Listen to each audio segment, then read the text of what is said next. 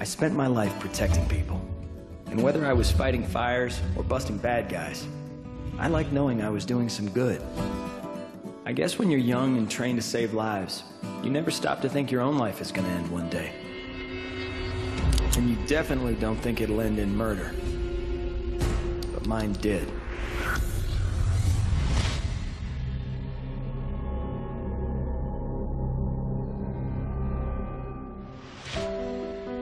Growing up, nothing beat playing ball with my brothers. I think Robert lived and breathed baseball. Anytime he can play, he would.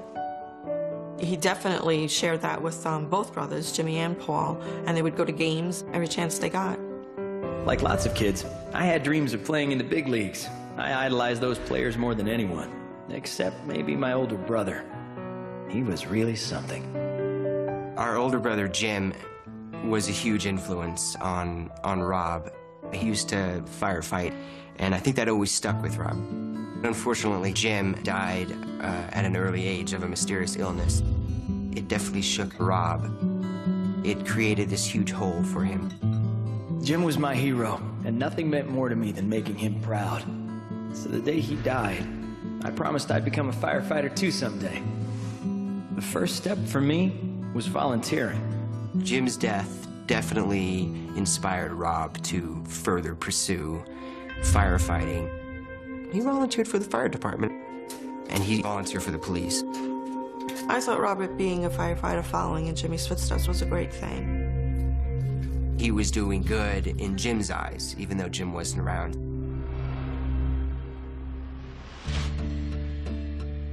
I loved my family, and we were always close. But as adults, we ended up living in different states. In 2004, we were spread out. I mean, you had my mom and my sister in New York. I was up in Washington, and Rob stayed around in New Mexico. We were all busy doing our own thing.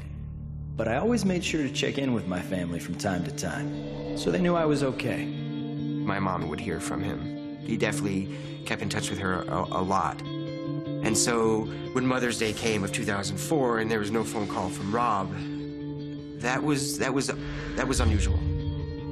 I wish I could have made that call to my mom, to tell her I loved her. I would have done anything to speak to her one last time. Phone calls stopped coming. I had tried to call his phone a couple of times, and there was no answer. Then we called a cousin that lived in New Mexico. He hadn't seen him at all as well. Then when my mom's birthday came in June and he didn't call, that was an even bigger red flag. It just wasn't Robert's nature to totally not call my mother. My mother and I contacted the police.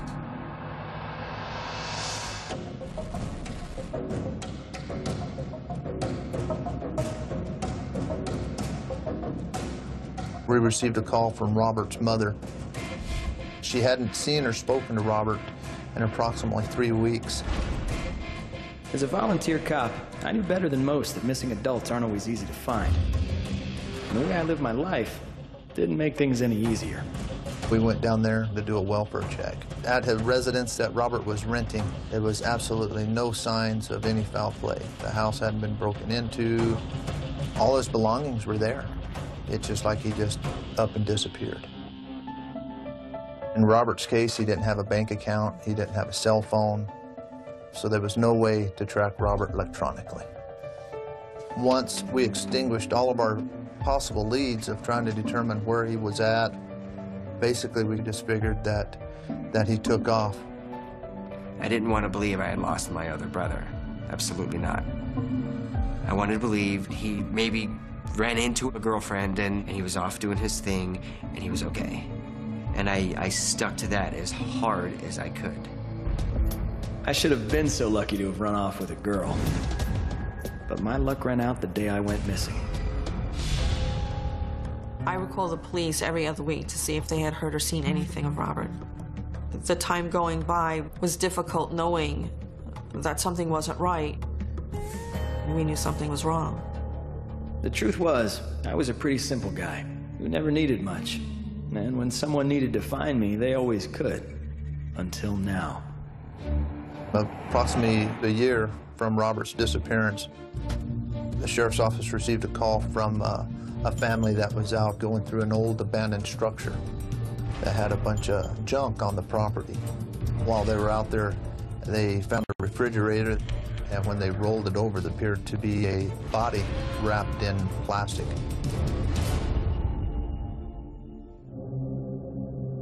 For almost a year, everyone wondered if I was still out there somewhere. They didn't know if I was dead or alive. Maybe. They were all about to find out.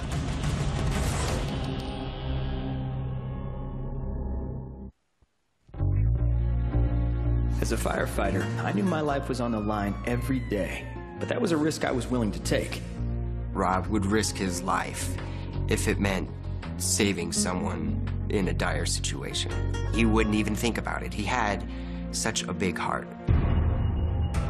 About a year after Robert was reported missing, I received a call that the Luna County Sheriff's Department was investigating a homicide that encompassed a body in a refrigerator.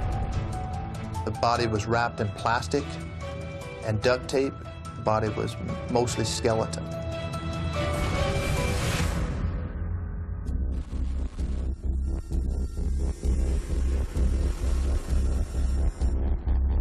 Our next move was to start going through our missing persons reports.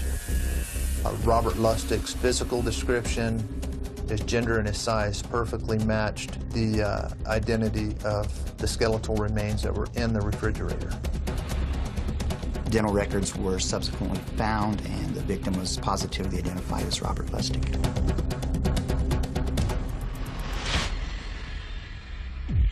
I spent so much of my life trying to save lives, but in the end, there was no one there to save mine. When I got the word that it was my brother, Robert, it was devastating. My mother and he were very close. I had to tell my mother, who was in a nursing home, about her son. I lost it. Our worst nightmare had come true. It was real hard on my family. They didn't have a clue how this could have happened. As far as I'm concerned, Robert never had any enemies. He seemed to always get along with everybody. But to hear this news that he died a violent death was extremely shocking. This missing persons case is now a homicide investigation. We did a victimology on Robert Lustig, which is just basically finding out everything we can. During this part of the investigation, we covered a lot of ground, talked to a lot of people, and Joshua Barr's name came up. Josh Barr was a guy that's in his early 20s. He was a volunteer firefighter, and he was an auxiliary police officer in Columbus. They were friends. They were firefighter buddies. During that interview, Josh was saying, yeah, I thought he went back east with his mom, so I didn't think much about it anymore. Josh and I were volunteers together and became friends. He knew I took the job as seriously as anyone, maybe too seriously sometimes. Josh told us when Robert wore a uniform, be it a fireman's uniform or be it a police uniform, he tended to be aggressive with people. Confrontations were just part of my job. Sometimes people needed to be set straight about things. Investigators began to wonder if that's what happened at the junkyard where my body was found. There was some follow-up done on the property owner where Robert Lustig's body was found. Some information on the owner of that property revealed that he himself was involved in a shooting incident where he shot somebody that was on his property. We thought it was possible that maybe Robert had gotten into a confrontation with this guy that owned the property. The property owner shot and killed him. I can't say I knew this man, but one thing was certain. If he was willing to shoot someone before, maybe he was willing to do it again. When we finished documenting everything, we really couldn't connect them. The guy that owned the property hadn't been back to that residence as far as any records show for many years. No matter how strange, some patterns truly are just coincidence.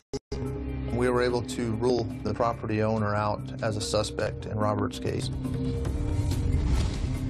I had no idea who would do this to him. I was completely clueless. If I learned one thing on the job, it's that more often than not, murder victims know their killers. And I was no exception. We shifted our focus onto Robert's personal life. We found that he had a couple of girlfriends. Rob was a huge flirt. If a girl caught his eye, he would definitely approach them and talk to them. He definitely had that personality about him. I might not have been too smart when it came to women. Like any man on the dating scene, I had an ex or two. We went to question this ex-girlfriend, and she said that she had broken it off with Robert months ago. She adamantly denied having anything to do with the homicide. She had no idea he was even missing. At that point, she's still a person of interest, but we have no evidence to prove that she was involved or even knew about Lustig's murder. When it came to love, you could definitely say my life was complicated. Robert ended up getting involved with a girl that was good friends with his ex-girlfriend, and she was quite mad about it. A bad breakup is one thing, murder is another. But an affair can split the difference.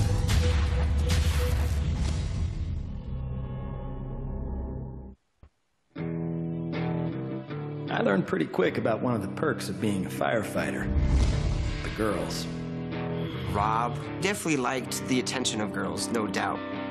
When he didn't have their girlfriend, it just freed him up to maybe flirt with more girls. But sometimes too much of a good thing can turn into a very bad thing.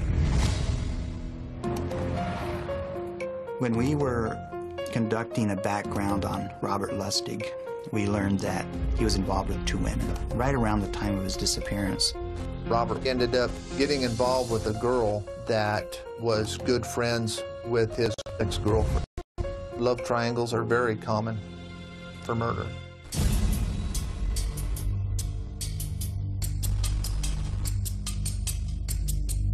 They were together for a while. He was a volunteer officer. He wasn't getting paid. She was providing the meals and everything. At some point, enough was enough.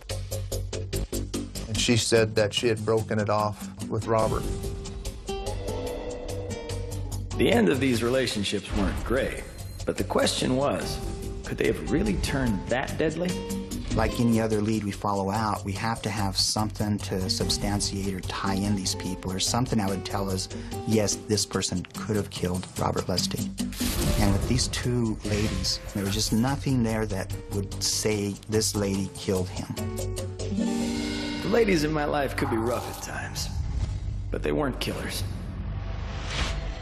This investigation was very frustrating. I remember thinking, this is a cold case. As time went on, it was this significant hollow feeling of there's this great unknown that just created this pit in each of us. I never had a big circle of friends, so investigators suspected the few people I did let into my life might know something about my death. During this part of the investigation, we talked to a lot of people. Joshua Barr's name came up again. He and Robert were friends. They were firefighter buddies. We started doing some background into a timeline, and we found out that Josh Barr was a roommate with Robert Lustig just right before Robert Lustig came up missing. Cops were right to wonder whether Josh was the last person to see me alive, or at least one of the last. We learned a man named Mark Barkovisser had also roomed with Robert Lustig. I let Mark and Josh live with me because we were pals. But when you live and work together, things get awfully crowded pretty quick. Josh told us initially he and Mark just decided to move out. It was pretty much just everything was fine, we're all happy, we just decided we can't live together. We had a gut instinct that Josh knew things that he wasn't telling us. We continued to interview people that knew Josh, Mark, and Robert. And one of the big discrepancies in Josh's statement that they just decided to move out and remain friends, but everything was fine, is we learned Robert actually told him to move out. He was a neat freak. Josh and Mark were slobs. Turns out Josh's story was a mess, just like he was. We realized Josh wasn't totally truthful with us. If he had nothing to do with Robert's murder, he'd have no reason to lie. If there's one thing you should never do, it's lie to a cop. They always know if you have something to hide. During my life, I enjoyed putting out fires, and the attention that got me. After I died, I realized some men are willing to do anything for that kind of attention. When somebody lies to you, there's a reason. We decided that we needed to pull Josh Barr back in for a second interview. The second time around was going to be an interrogation. When Josh came in the interview room, we set him down. He was extremely, extremely nervous. And for somebody that didn't have anything to do with it, shouldn't have been as nervous as what he was. You could just read his body language and his mannerisms that he was almost terrified. We're interviewing him and talking to him. He's not wanting to give us really any information. And we finally called him on it and said, "We know you're lying to us." And at that time, Josh Barr sat there and looked at us and said, "What kind of deal's on the table?" Scared as he was, Josh was trying to play those cops. But they knew he didn't have much of a game. We told him that we couldn't make him any kind of deals. And Josh shook his head. Then there was a little pause, and then, to my surprise, he said, "I killed Robert." Sometimes I thought about the possibility of getting killed in the line of duty. But I can't say I ever pictured getting killed by friendly fire. His story was that, that him and Mark were over at Robert's house one night playing on the computer. And Josh brought out a gun and was showing the gun. And Josh said he walked up behind Robert, shot him in the back of the head. Mark jumped up, scared. Josh told him, "Cover your ears," and shoots him again. Mark was afraid to not go along with it.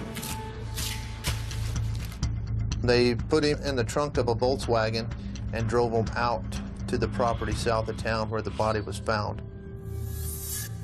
Mark was a friend, and I treated Josh like my own brother. So it's tough finding out what sort of stuff was going on in his mind all along. He said he had thought about killing Robert for a while. He never told us why. And we had to specifically ask him, "Josh, okay, why did you do it?" And he said, "That's my own personal reason. I'm going to leave that to me." I can't say exactly why Josh killed me.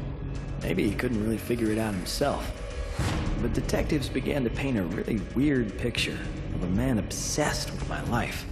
I think that Josh had a crush on one of the girlfriends, and I think his feelings were hurt whenever Robert started dating the girl. Whatever Robert did, Josh did.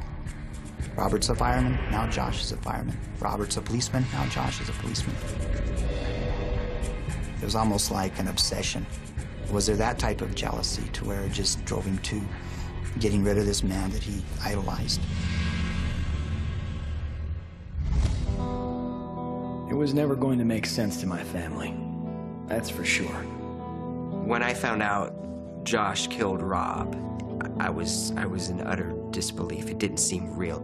How did it get to that point? That Josh would feel like he had to shoot Rob from behind? Rob was a loving person, and something violent like this never should have happened. Despite Josh's confession, he pled not guilty. Mark agreed to testify for the prosecution in exchange for leniency.